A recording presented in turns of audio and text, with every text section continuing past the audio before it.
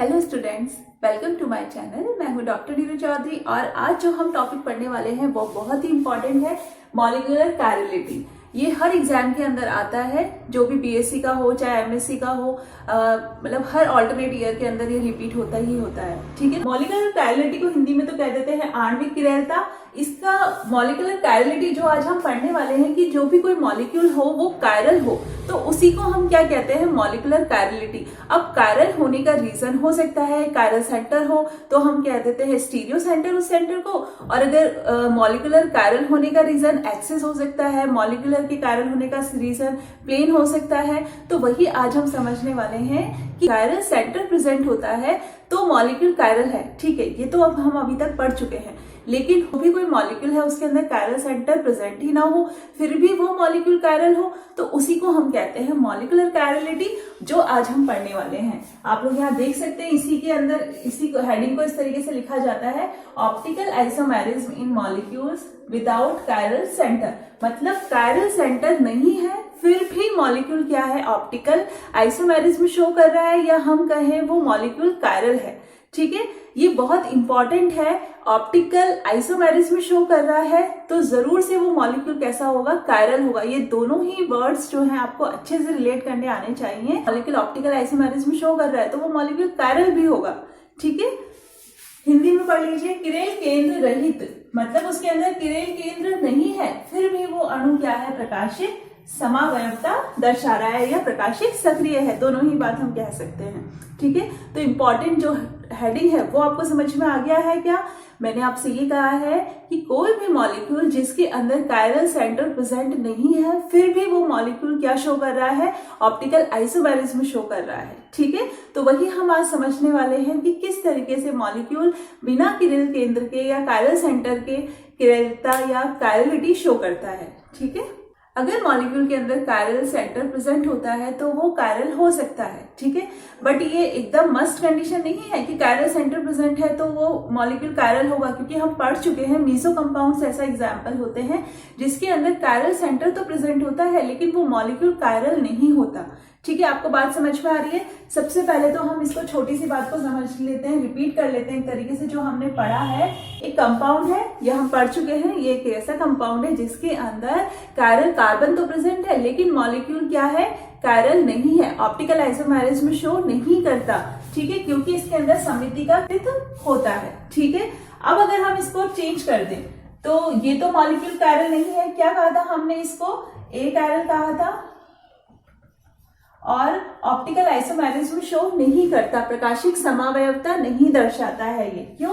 क्योंकि इसके अंदर सममिति का तल, प्लेन ऑफ सिमेट्री जो है वो प्रेजेंट होती है। ओके, तो ये तो हमने एक केस पढ़ा था कि कायरल सेंटर होने के बावजूद भी मॉलिक्यूल कायरल नहीं है। ओके, ऑप्टिकल आइसोमेरिज्म शो नहीं कर रहा है।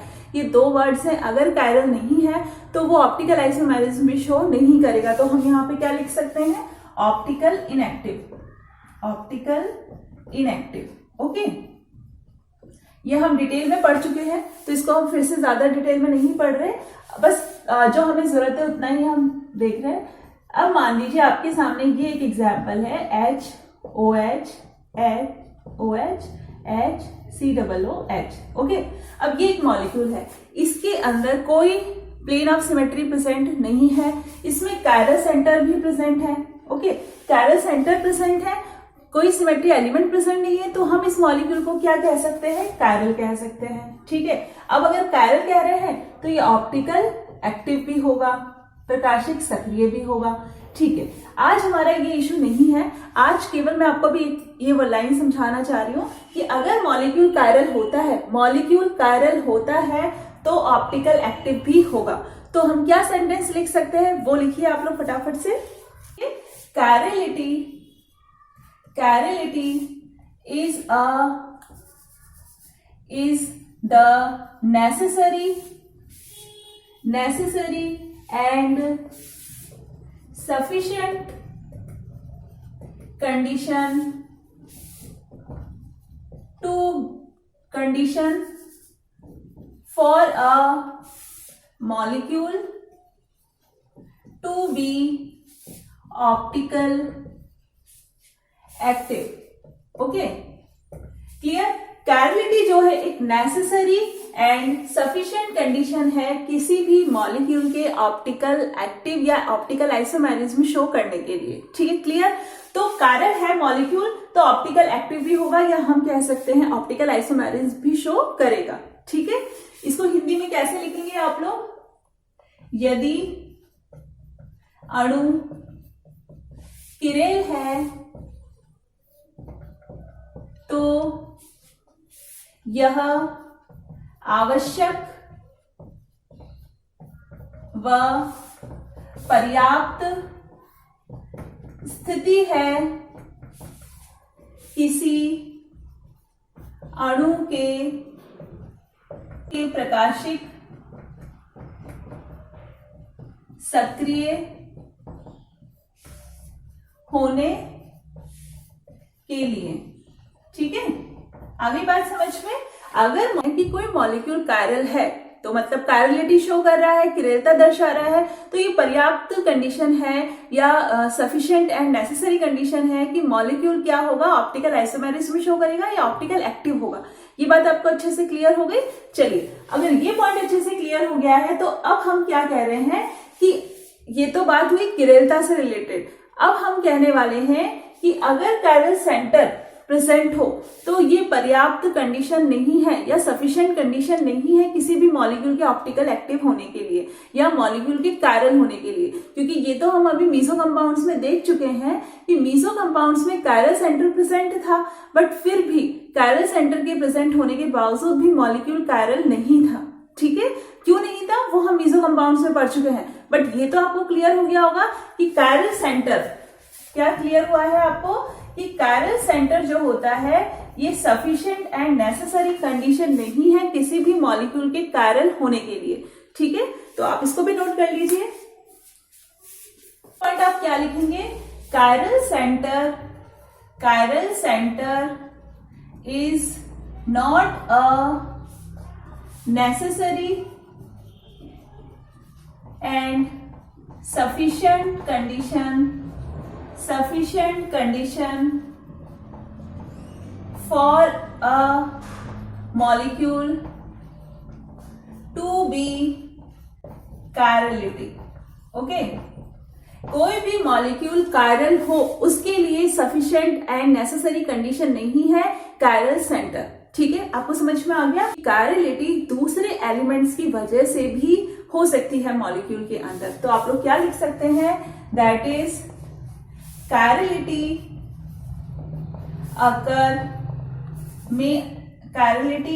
में occur due to some other elements. आई क्या बात समझ में? मैंने आपसे ये कहा सबसे पहले कि कोई मॉलिक्यूल कायरलिटी शो कर रहा है तो ये सफिशिएंट कंडीशन है कि वो मॉलिक्यूल ऑप्टिकल एक्टिव होगा, ऑप्टिकल आइसोमेरिज्म शो करेगा। It's okay. अब सेकंड बात मैंने आपसे ये कही कि कायरल सेंटर अगर प्रेजेंट है तो मॉलिक्यूल कायरल हो, ऐसा कोई जरूरी है नहीं। ठीक है, ये कोई नेसेसरी एंड सफिशिएंट कंडीशन नहीं है। इसका अच्छा खासा एग्जांपल है मीसो कंपाउंड जिसके अंदर कायरल सेंटर प्रेजेंट होता है फिर भी मॉलिक्यूल कायरल नहीं होता। ठीक है, तो ये बात आपको समझ में आ गई। उसके बाद हम एक थर्ड पॉइंट कह रहे हैं कि कायरलिटी दूसरे रीजंस की वजह से भी हो सकती है। अब वो कायरलिटी किन एलिमेंट्स की वजह से हो सकती है वही आज का हमारा टॉपिक है। ओके, कायरल सेंटर के प्रेजेंट होने पर मॉलिक्यूल कायरल होता है, इट्स ओके। लेकिन कायरल सेंटर एब्सेंट है फिर भी मॉलिक्यूल क्या शो कर रहा है? कायरलिटी शो कर रहा है। तो मेनली मॉलिक्यूलर कायरलिटी के अंदर हम वही टॉपिक्स को पढ़ते हैं जिस कंडीशन में कायरल सेंटर एब्सेंट हो फिर भी मॉलिक्यूल क्या शो करता है? कायरलिटी शो करता है। तो आप लोग इस लाइन को लिख सकते हैं, if a molecule is chiral in spite of absence of a chiral center, it is known as molecular chirality. ठीक है, आगे बात समझ में। तो ये जो मॉलिक्यूलर कायरलिटी है ये कायरल सेंटर के एब्सेंट होने पर भी पॉसिबल है। तो molecular chirality may be induced in molecule by introducing following elements. अगर हम इनमें से किसी भी एलिमेंट को इंट्रोड्यूस करते हैं तो मॉलिक्यूलर कायरलिटी शो कर सकता है। तो वो क्या रीजन है? एक रीजन तो है कायरल सेंटर, ठीक है, ये हमें पता है। दूसरा रीजन है chiral axis and third reason is chiral plane, ठीक है। अगर इन तीनों में से कोई भी एलिमेंट इंट्रोड्यूस कर देते हैं अगर हम मॉलिक्यूल के अंदर तो मॉलिक्यूल कायरल हो जाएगा, ठीक है। कायरल सेंटर को हम किरेल केंद्र कहते हैं, हिंदी में किरेल अक्ष कह सकते हैं और किरेल प्लेन कह सकते हैं, मतलब किरेल तल कह सकते हैं, ठीक है। तो ये तो हमें पता है कि कायरल सेंटर अगर प्रेजेंट हो और मॉलिक्यूल ऑप्टिकल एक्टिविटी शो कर रहा है तो हम उसको स्टीरियो सेंटर कहते हैं। ये हम स्टीरियो सेंटर में बहुत अच्छे से पढ़ा है हमने कि ऐसा सेंटर जिसकी वजह से मॉलिक्यूल ऑप्टिकल आइसोमेरिज्म शो करता है या कायरलिटी शो करता है, उस सेंटर को हम क्या कहते हैं? स्टीरियो सेंटर कहते हैं, ठीक है, स्टीरियो सेंटर कहते हैं। उसी तरीके से कायरल एक्सिस की वजह से अगर कोई मॉलिक्यूल ऑप्टिकल आइसोमेरिज्म शो कर रहा है या कायरलिटी शो कर रहा है, दोनों ही पॉइंट्स इंपॉर्टेंट है। ऑप्टिकल आइसोमेरिज्म शो करे ये कहें या फिर मॉलिक्यूल कायरल है ये कहें, दोनों ही सेम है क्योंकि कायरल होने पर ही मॉलिक्यूल ऑप्टिकल आइसोमेरिज्म शो करता है, ठीक है ना। तो कायरल एक्सिस अगर प्रेजेंट होगी तो इसको हम कहेंगे स्टीरियो एक्सिस, ठीक है। और अगर कायरल प्लेन हो, ऐसा कायरल प्लेन जिसकी वजह से मॉलिक्यूल ऑप्टिकल आइसोमेरिज्म शो कर रहा है तो इसको हम क्या कहेंगे? Stereo plane. Clear?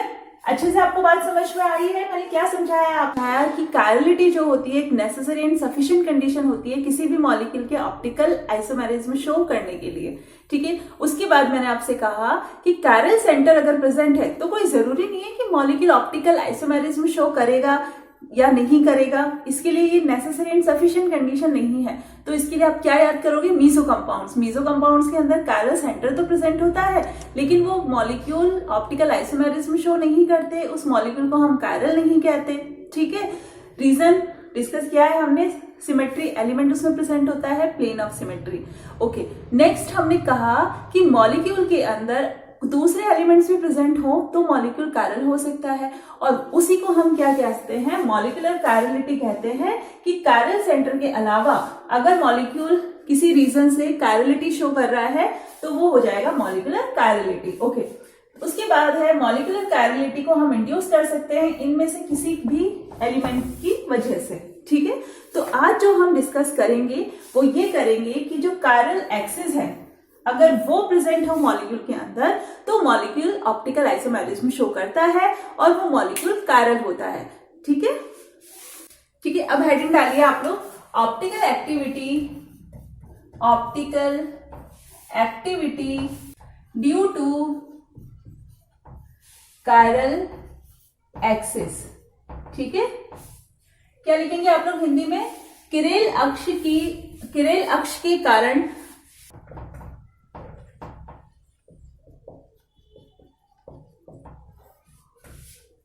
Okay, chiral अक्ष के कारण प्रकाशिक सक्रियता। तो सबसे पहले तो आप इसको समझ लीजिए क्या होता है। ये एक क्या है? कायरल सेंटर है, ठीक है। ये मैंने एक टेट्राहेड्रल बनाया है। ये सेंटर में तो क्या है? Z एक कायरल सेंटर है जिसके अंदर Z पर 4 कोई ग्रुप लगे हुए हैं, जैसे कि मान लीजिए A B B dash. Okay, यहां पर ये क्या है? कायरल सेंटर है, कायरल सेंटर, अच्छे से समझिएगा, कायरल सेंटर है। और ये किसको शो किया है हमने? एक टेट्राहेड्रॉन को शो किया है, चतुष्फलक को दर्शाया है, चतुष्फलक, ठीक है।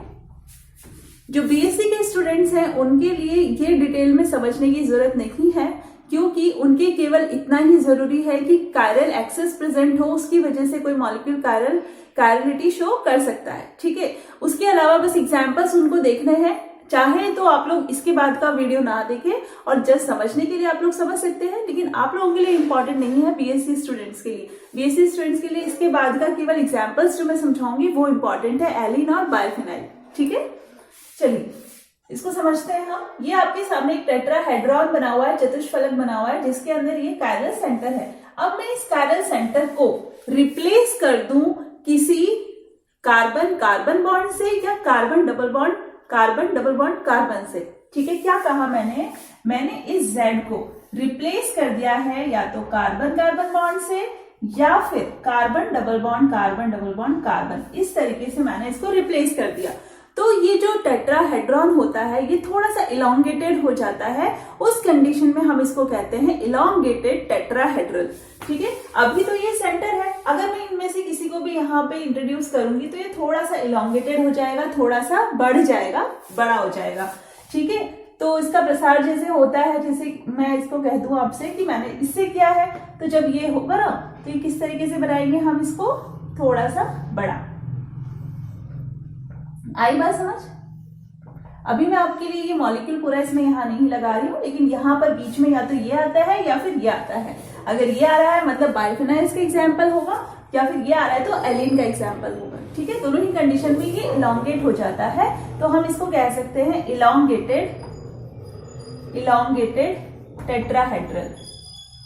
ठीक है, अब यहाँ पे ये A था, ये A डैश था, ये B डैश। तो ये जो सेंटर था अब ये किस में कन्वर्ट हो गया, ये इस तरीके से एक लाइन के अंदर कन्वर्ट हो गया, इससे रिप्लेस हो गया। ये जो सेंटर है Z अब किससे रिप्लेस हो गया, इस AB लाइन से रिप्लेस हो गया। और इसी लाइन को हम क्या कह रहे हैं, कायरल एक्सिस कह रहे हैं, जिसकी वजह से ये ये जो था टेट्राहेड्रॉन, ये क्या हो गया, बिलोंगेटेड टेट्राहेड्रल हो गया है। आई बात समझ में आपको? हमने एक कायरल सेंटर को रिप्लेस कर दिया है एक एक्सिस से, या हम एक कहें एक लाइन से। तो जो ये लाइन है, इसी लाइन को हम क्या कहते हैं, कायरल एक्सिस कहते हैं। यही क्या है, कायरल एक्सिस है, जिसकी वजह से कोई मॉलिक्यूल क्या शो करेगा, ऑप्टिकल एक्टिविटी शो करेगा, क्योंकि इसके अंदर एक रीजन प्रेजेंट है कायरलिटी शो करने का, कायरल एक्सिस। ये कायरल एक्सिस प्रेजेंट है, इसलिए मॉलिक्यूल कायरल हो सकता है। होगा या नहीं वो कंडीशन हम आगे देखेंगे। अभी केवल हमारे पास एक वजह हमें मिली है कि अगर कायरल एक्सिस प्रेजेंट है तो मॉलिक्यूल कायरल हो सकता है।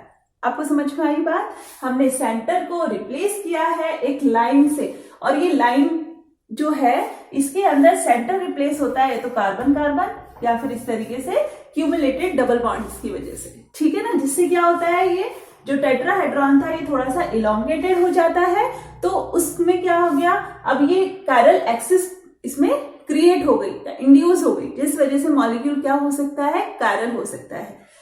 जो ये आपने लिखा है यहाँ, ये जो मैंने बनाया है इसको अच्छे से आप लोग लिख लीजिए, उसके बाद में आपको उसमें 2-3 लाइंस लिखवा देती हूँ इसी को एक्सप्लेन करने के लिए। ठीक है, ये स्टूडेंट्स जो मैंने आपको अभी समझाया है वही यहाँ पे लिखा है, आप लोग इसको नोट कर लीजिएगा। This chiral axis may be derived from chiral center in a usual tetrahedral compound by extending the point into line AB, okay, which now passes through elongated tetrahedron. Clear? Chiral center Z is replaced by a line. Chiral center को हमने replace कर दिया है एक line से, grouping जैसे कि carbon carbon bond हो या फिर इस तरीके से क्यूमुलेटेड डबल बॉन्ड्स हो। The tetrahedron becomes elongated, that is extended along the axis of grouping to produce a chiral axis AB। हमने यहाँ पर इन ग्रुप्स को जब इंट्रोड्यूस किया उसके अंदर कायरल सेंटर की जगह, तो जो टेट्राहेड्रल हमारा था वो थोड़ा एक्सटेंड हो गया है इन ग्रुप्स की वजह से। तो अब इसमें क्या जनरेट हो गया या क्या क्रिएट हो गया, कायरल एक्सिस, और उसी कायरल एक्सिस की वजह से मॉलिक्यूल कायरलिटी शो कर सकता है। तो अब हम जो नेक्स्ट पॉइंट देखने वाले हैं वो यही देख रहे हैं कि क्या कंडीशन है जिस वजह से मॉलिक्यूल कायरल हो सकता है। यहाँ पे तो केवल हमने एक रीजन क्रिएट हो गया, अब इसके लिए कंडीशन भी है। ओके, तो वही कंडीशन अब हम देखते हैं। देखिए क्या कंडीशन है सेकेंड, वो देखिए, the minimum condition for chirality of elongated tetrahedron is that A should be different from B. हमने जो टेट्राहेड्रल बनाया था